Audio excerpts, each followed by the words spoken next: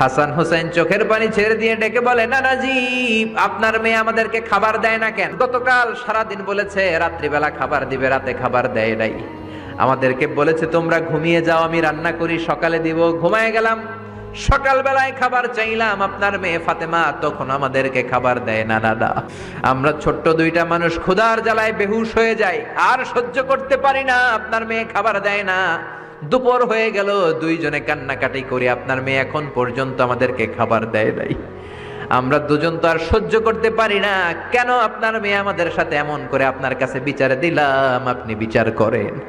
বিশ্বনবী আর কি বিচার করবেন? ডেকে বললেন, হাসান রে কাছে আয়। বিশ্বনবী শাম দেশের জুব্বা পড়তেন, শাম দেশের জুব্বাটা উপরের দিকে উঠালেন, হাসান রে দেখালেন, এই তো দেখ তোর নানার পেটের মধ্যে 3টা পাথর বাঁধা। একদিন না খেয়ে থাকার কারণে তোদের পেটে এত জ্বালা, এত কষ্ট।